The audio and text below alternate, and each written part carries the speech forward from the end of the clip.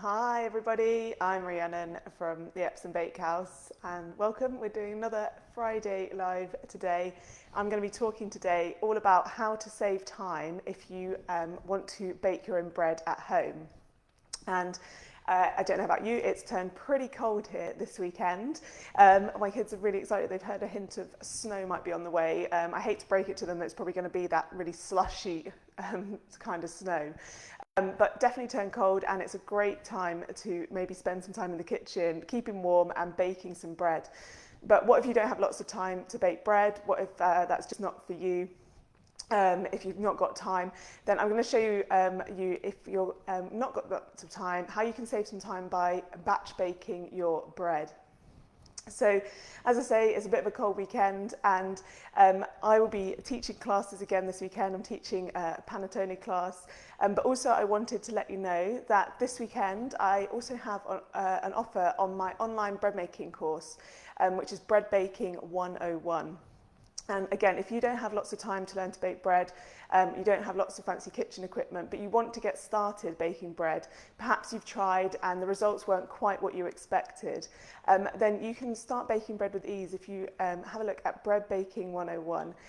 In it, you get to learn to bake a crusty white sandwich loaf, bread rolls, a delicious flatbread, a seeded soda bread, and you can watch through 9 video modules at your own pace and learn step by step how to bake those breads. So it's a really great introduction to bread making and get you started at home. You'll get to learn some really fantastic breads that you can use time and again at home to wow friends and family, and have that moment as you pull your freshly baked loaf out of the oven. So something like these delicious bread rolls.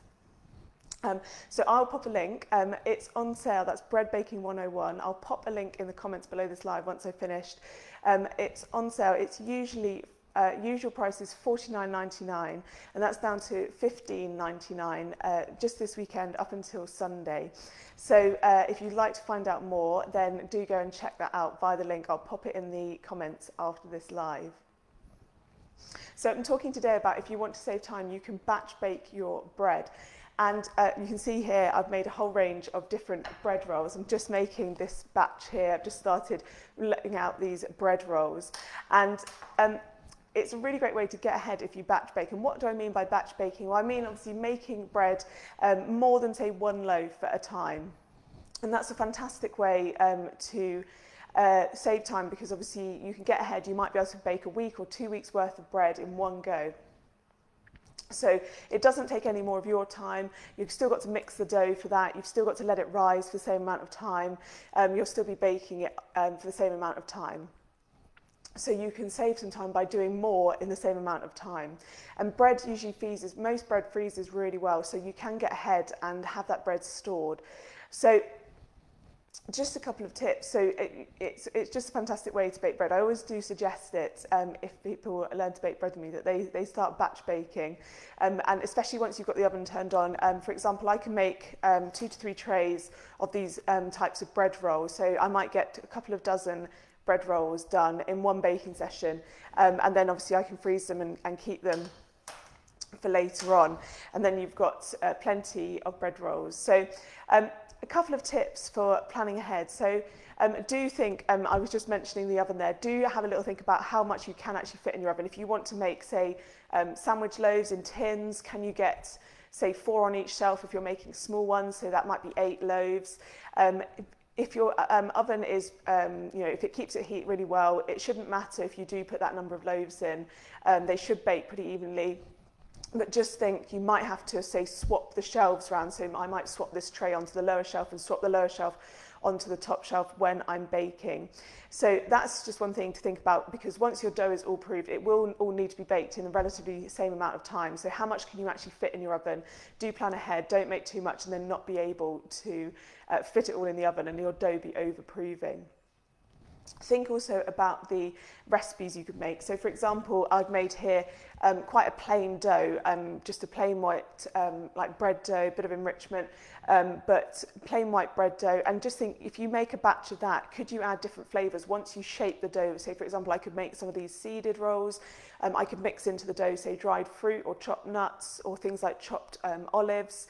and those would all add different flavours, but to the same batch of dough. And I actually did do a separate session on kind of getting different flavours into the same bread dough. But again, that would be a great way to batch bake different breads, is to make one dough and add different flavours to them. The other thing to think about would be the timing. So yeah, we talked about the oven space. It won't take any more of your time, and the timings of your bread recipes won't change too much unless you're making really big quantities of dough. If you make a really big vat of dough, just remember that being in the inside of that dough will be like being wrapped in a really cozy duvet, which would be fantastic on a weekend like this.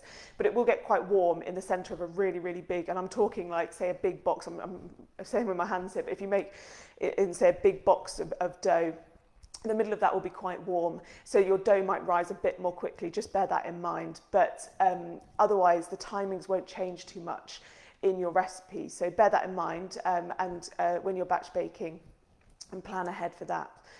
On the recipes as well as doing one kind of dough that you can make changes to and make different breads from, you could also do an overnight dough. So for example, I have a no knead focaccia dough on my website, and I'll pop a link in the comments. But again, that can be made overnight. You could make larger quantities of that and then bake them all the next morning.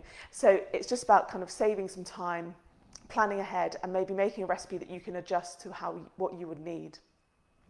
So those are a couple of tips if you want to save some time and batch bake from home. So think about, plan ahead. It will take the same amount of time, but can you make one dough that you can make adjustments to, for example, different flavours? How long will it take to bake in the oven? And what space have you got available? And can you then say, for example, how you're going to store your bread at the end? So I hope that's helpful. I hope you enjoy baking some delicious bread this weekend. It is going to be cold. And as I say, if you'd like to know more about Bread Baking 101, which is my online bread making course, in it you can learn to bake sandwich loaf, rolls like this, a seeded flatbread, a delicious flatbread, and a seeded soda bread, then do check out the link below this live. It's on sale this weekend up until Sunday for $15.99. The usual price is $49.99. So if you would like to find out more, then do go and check that out. It'd be great. If you've got any questions about anything I've said today as well, do pop in the comments. I'd love to hear back from you, and also any other things you'd like to hear about bread baking. Otherwise, I'll say have a lovely weekend. If it is a little bit colder, keep warm where you are, and we'll speak again soon.